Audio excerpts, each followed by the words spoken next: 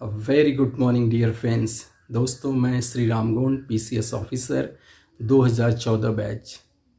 दोस्तों, आज का मेरा सेशन है यूपीपीएससी 2021 प्रीलिम्स एग्ज़ाम कैसे क्रैक किया जाए। दोस्तों, अगले अगले 3 से 4 महीने आपके लिए बहुत महत्वपूर्ण होने वाले हैं। क्यों? क्योंकि अगले 3 से 4 महीनों में आपके प्रीलिम्स एग्ज़ाम होने की संभावना है और इन 3 से 4 महीनों में आपको अपने डेडिकेशन और डिवोशन के साथ अपनी स्टडी में लग जाना है। और जब तो हम जानते हैं कि यह महामारी का दौर चल रहा है, कोरोना काल। हम सभी ने बहुत से अपनों को खोया है, जिसका दुख दर्द हमें आजीवन रहेगा। लेकिन कहते हैं ना, विपरीत परिस्थितियों से आगे निकलना, हर चुनौतियों का सामना करके आगे बढ़ना ही जीवन है। जिंदगी चलने का नाम है, तो बस हमें भी चलते जाना है और अपने कर्तव्य पथ पे हमेशा आगे बढ़ते रहना है। शायद इसी का नाम जीवन है। संघर्ष ही जीवन है। इसीलिए कहते हैं, जब तक आपका जीवन है तब तक संघर्ष रहेगा, लेकिन उसी संघर्षों में समाधान हमें तलाशना है और हमें आगे बढ़ते रहना है। तो अगले 3 से 4 महीने आपके लिए बहुत इम्पोर्टेंट हैं और मैं इस पे डिस्कशन करने जा रहा हूँ कि कैसे आप प्रीलिम्स एग्ज़ाम को क्रैक करेंगे।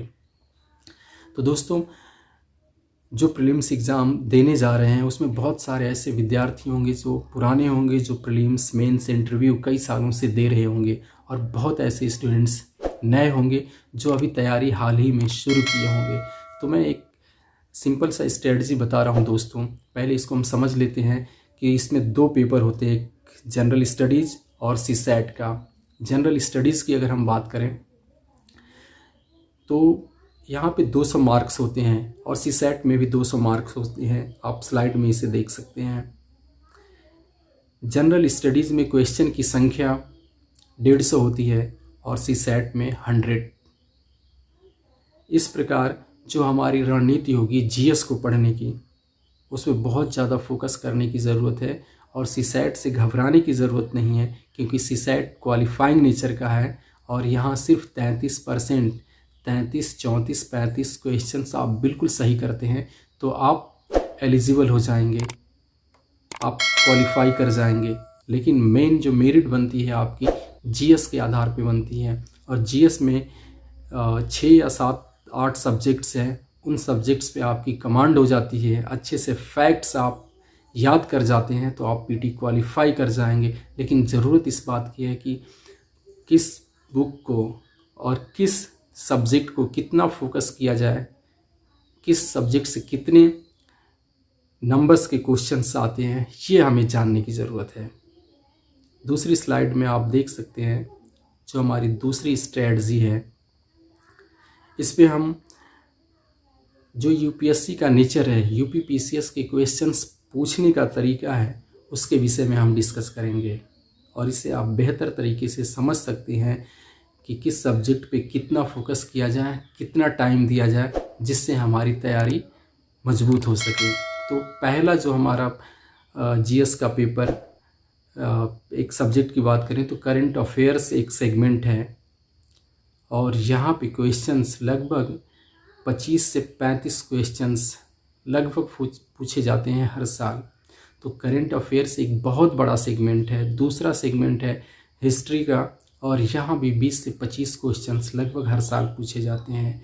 इसके बाद जनरल साइंस का एक महत्वपूर्ण सेगमेंट है। जनरल साइंस की बात करें तो यहाँ 15 से 30 क्वेश्चंस पूछे जाते हैं। इसी प्रकार ज्योग्राफी 20 से 25 क्वेश्चंस पूछे जाते हैं। इसके बाद इन्वायरमेंट एंड इकोलॉजी, यहाँ भी लगभग 20 क्वेश्चंस पूछे जाते हैं। पॉलिटी लगभग 17 से 18 क्वेश्चंस पूछे जाते हैं। इसी प्रकार यूपी स्पेशल है, यहाँ पे आप देख सकते हैं यूपी स्पेशल में 4, 5, 6 इस तरह से क्वेश्चंस पूछे जाते हैं। तो ऊपर के 1 से लेकर 5 तक जो क्वेश्चन सब्जेक्ट हैं, करंट अफेयर्स, हिस्ट्री, ज्योग्राफी, आप देख सकते हैं 1 से लेकर 5 तक, अर्थात current affairs, history, general science, geography, environment and population, ये वो 5 सेगमेंट है जहाँ से लगभग 80% आपके क्वेश्चंस आ जाते हैं। नीचे जो 3 सेगमेंट बचता है, इकोनॉमी, पॉलिटी और यूपी स्पेशल का, ये आपकी सेकंड प्रायोरिटी। मेरा कहने का मतलब है 1 to 5 आप 80% अपने समय का इसमें समय दीजिए और 20% इन 3 विषय में सब समय दीजिए, आप बेहतर स्थिति में होंगे। यही आपकी स्ट्रेटजी होनी चाहिए जीएस के लिए। क्वेश्चंस की जब आपको संख्या पता होगी कि किस सब्जेक्ट से कितने क्वेश्चंस आते हैं, तो आपकी तैयारी बहुत अच्छी हो जाएगी। अदरवाइज़ क्या होता है, हम सिर्फ पढ़ते जाते हैं, अंधेरे में पढ़ते जाते हैं, हमें कुछ पता नहीं होता है कि कितने क्वेश्चंस कहाँ से आते हैं, कितने अटैम्प्ट करने चाहिए, किस सेगमेंट में कितना फोकस करना है, ये जब हमें पता नहीं होता है तो हमारी तैयारी बेहतर नहीं हो पाती है। इसीलिए इसे जानना ज़रूरी है और इन सब चीज़ों से आपका एक विज़न बनेगा कि कैसे आपको अपनी स्टडी को एक धार देनी है, एक दिशा देनी है।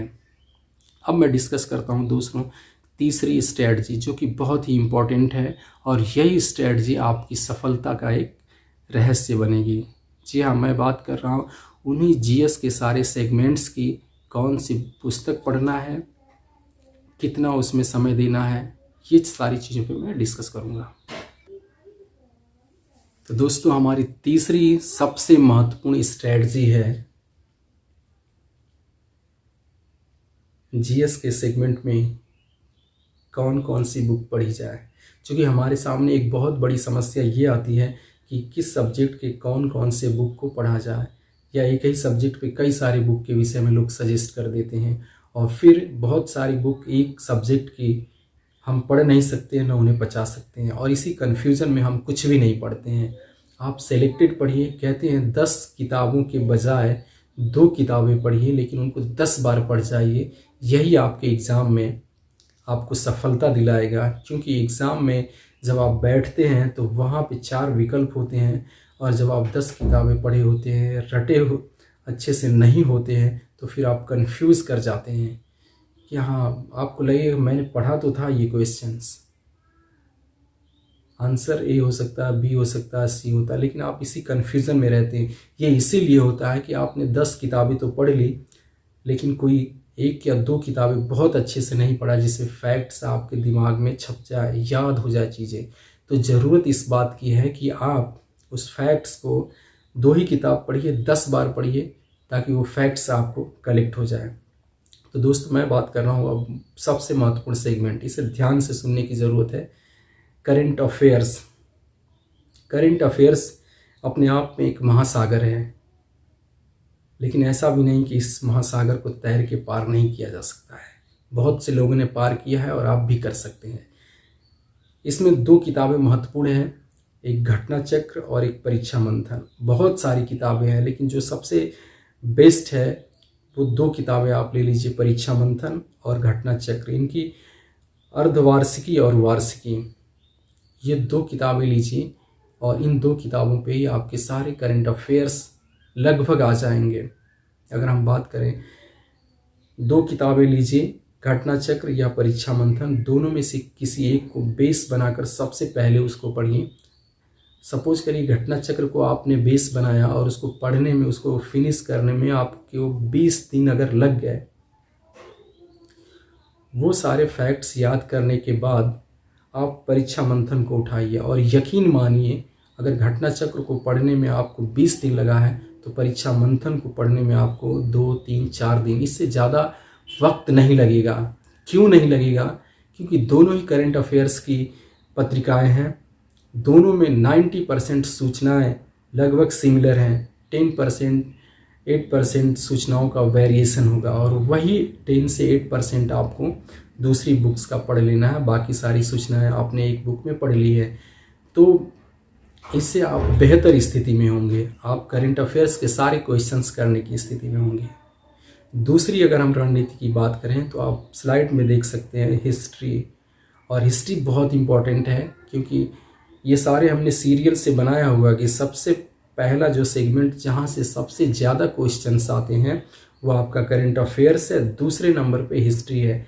हिस्ट्री में भी लगभग 25 से 30 क्वेश्चंस आते हैं, और इस क्वेश्चंस की अगर हम बात करें, हिस्ट्री में भी सबसे ज़्यादा इम्पोर्टेंट आपका मॉडर्न है, आपके पास समय कम है, तो आप मॉडर्न को बहुत अच्छे से पढ़िए और उसे याद कर जाइए। अगर आपके पास समय है, एंशिएंट भी पढ़िए, मेडिवल भी पढ़िए, लेकिन मेरा तो कहना है कि आप एंशिएंट और मेडिवल को ज़्यादा समय नहीं है तो इसे समय न देकर आप मॉडर्न पे ज़्यादा फोकस करिए, क्योंकि यहाँ से 18 से 20 क्वेश्चंस पूछने की संभावना हमेशा बनी रहती है और पूछे जाते हैं। कभी कभी ऐसा होता है कि मेडिवल और एंशिएंट से ज़्यादा क्वेश्चंस हो गए, लेकिन 90% समय ऐसा होता है कि जब मॉडर्न से क्वेश्चंस ज़्यादा पूछे जाते हैं। तो आपका फोकस मॉडर्न पे होना चाहिए। जनरल साइंस की बात करें तो आप लूसेंट की बुक ले लीजिए, और जनरल साइंस की लूसेंट की बुक रामबाण है। ज्योग्राफी की तो ज्योग्राफी में खुल्लर की एक बुक ले लीजिए और वाणी पढ़ लीजिए। वाणी में आपको सारे फैक्ट्स पीसीएस के हिसाब से मिल जाएंगे, उसे आपको पढ़ लेने की ज़रूरत है। इन्वायरमेंट एंड पॉपुलेशन की तो इसमें वाणी प्रकाशन की आप पुस्तक लीजिए, बहुत कंसाइज वे में मिलेगा आपको और फैक्ट टू फैक्ट मिलेगा, जो एग्ज़ाम की दृष्टि से बहुत उपयोगी होगा। पॉलिटी की हम बात करें तो पॉलिटी में आप सुभाष कश्यप ले लीजिए, पतली सी बुक है, और वाणी साथ में रख लीजिए। वाणी से आपको फैक्ट्स क्लियर हो जाएगा। इकॉनमी के लिए आप प्रतियोगिता दर्पण की आर्थिक ले लीजिए, वहाँ से आपके जितने भी आर्थिक घटनाक्रम हैं वो सारे क्लियर हो जाएंगे। एक काम और भी महत्वपूर्ण है जो आपको करने की आवश्यकता है, जो सारे सब्जेक्ट्स को पढ़ने के बाद भी आपकी तैयारी में वो धार नहीं आ पाएगी, और उस धार को लाने के लिए आपको ज़रूरी है घटना चक्र का पूर्वावलोकन। करंट अफेयर्स को छोड़ने के बाद जितने भी आपके जीएस के सब्जेक्ट हैं, चाहे वो इतिहास, भूगोल, पॉलिटी, इकॉनमी, इस तरह से विज्ञान, ये सारे सब्जेक्ट्स का घटना चक्र का पूर्वावलोकन लीजिए। पूर्वावलोकन में क्या, पिछले 10-15 सालों में जितने भी यूपीपीसीएस या अन्य एग्ज़ाम में क्वेश्चंस पूछे गए हैं, उन सारों का एक संकलन है, एक संग्रह है, और जैसे उसको आप सॉल्व करते हैं तो आप बहुत हद तक अपनी तैयारी को मजबूत आधार प्रदान। सारे सब्जेक्ट्स का, सारे विषय का घटना चक्र जरूर खरीदिए, और वो सब्जेक्ट पढ़ने के बाद, याद करने के बाद वही पेपर सॉल्व करिए। जब वो सॉल्व करेंगे तो सारे फैक्ट्स आपको याद होते जाएंगे और आप बहुत बेहतर स्थिति में होंगे दोस्तों। तो दोस्तों, ये था पूरा यूपीपीसीएस प्री 2021 कैसे क्वालिफाई करें, एक बृहद रणनीति के साथ, जिसमें हमने बहुत बृहद वे में डिस्कस किया है कि कैसे किस सब्जेक्ट्स को कितना समय दिया जाए और कितनी बेहतर तरीके से उसको पढ़ा जाए, कौन सी बुक पढ़ा जाए, किस सेगमेंट्स पे कितना फोकस किया जाए। ये सारे करने के बाद आप एक बेहतर स्थिति में होंगे और निस्संदेह आप पीटी पास कर जाएंगे। Thank you very much.